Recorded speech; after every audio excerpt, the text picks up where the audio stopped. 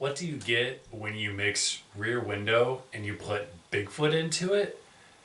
Actually, a really damn good movie. Abominable starts Matt McCoy and Haley Joel. It's about McCoy's character, Preston, who 6 months prior to the film got in a terrible mountain climbing accident with his wife. His wife perished, and Preston was unfortunately left paralyzed from the waist down. So, after his physical therapy and recovery, him and his nurse Otis have come to the very cabin that Preston used to live in to sort of get Preston to mentally move on and to mentally recover. And it turns out that Preston's neighbors, a group of girls that are celebrating one of their friends, they're throwing a bachelorette party for one of their friends, are being stalked by this giant, hairy, Bigfoot Yeti like creature. And Preston is trying to get the message out to these girls and getting his nurse Otis to believe him that this creature is picking off these girls one by one. Now, I actually saw this movie during its original broadcast back in 2005 when it aired on the Sci-Fi Channel. I don't know if Sci-Fi Channel still does this.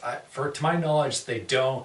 But back in the day, they used to release a new movie every week, like a Sci-Fi Channel original. They did this for years. And a lot of times, they were really bad, like really terrible. But Abominable, being one of my first Sci-Fi Channel movies, was actually really good. It scared the hell out of me. Even the version that broadcasted on TV was quite gory and was quite scary. It traumatized me quite a bit, and I've seen it a couple times since then, but I think it still holds up. I think it's still quite scary and quite thrilling, and it kind of gives the idea of what would have happened if Hitchcock directed a Bigfoot film, and this is about as close as we're going to get to that. And I honestly think that this might be the best Bigfoot movie either. I kind of go between this and Exists. But I think, for me, the thing that holds Abominable above Exists might be Matt McCoy's performance.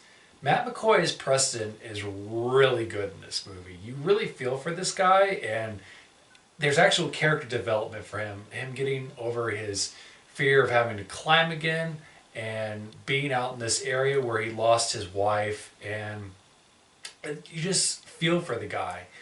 And as opposed to the characters in Exists are just, they're well acted, but they're just fine. It's like you don't end up caring about what happens to them after the film. Whereas Abominable, the characters that end up surviving in Abominable, you actually kind of wonder, okay, what's going to happen to them now that the movie's over? Are they going to end up being friends, or you end up leaving with that sort of question, and that, just goes to show how good all the actors are. There's a lot of really great character actors that have cameos in this movie, including Jeffrey Combs, who plays a chain-smoking gas station clerk that is on oxygen. Like, he'll have the oxygen thing on, and then he'll be smoking at the same time.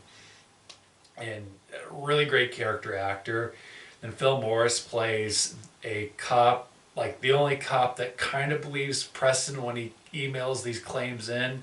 And then Lance Henriksen, one of my favorite actors, plays one of the town rednecks who goes out with Jeffrey Combs' character and tries to hunt this thing down as sort of it's a sort of small side plot in the movie. But all around, the actors are good. And what's really thrilling is seeing from Preston's point of view, watching outside the window, not being able to get in contact with these girls as this creature is reaching in and grabbing them when they're all by themselves. And he can't get out of his cabin because his cabin has not been made accessible yet. There's still lots of stairs heading up to it. He has to depend on his nurse, who is not listening to him. And speaking of Otis, Otis is a character you love to hate. He's kind of hilarious, but he's also a bit of a dick. Like, it's clear that he doesn't like being a nurse, which is strange because most nurses that I know in real life really love their job, but I understand the job is stressful. However, he's very aggressive towards Preston at times, and even leaves him alone in the house for several hours at a time. But Preston has one of my favorite lines in the movie. Hey, ass monkey, eat this.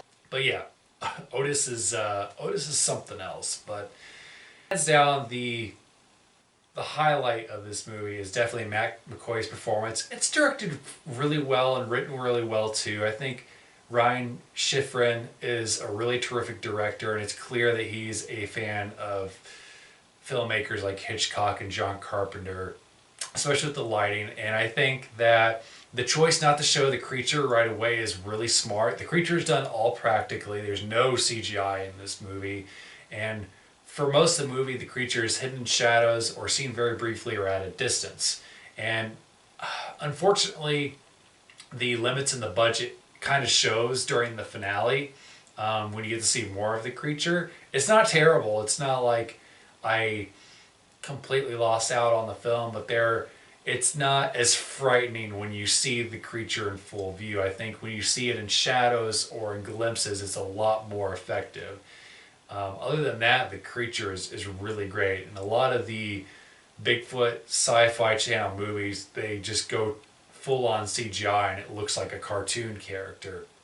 But I'm glad for this film in particular that it was all practical. If you're looking for a good Bigfoot movie, I think that this is one of the best ones, if not the best one. I know a lot of people think of Boggy Creek, but I think Abominable and Even Exists are far better than Boggy Creek, far scarier too, and better acted. I mean, don't get me wrong, I love Boggy Creek, but Abominable is just kind of on a whole different level, and it's surprisingly good for being a Sci-Fi Channel movie. And I hate saying that, all due respect to the directors, actors, and writers that have worked on Sci-Fi Channel originals.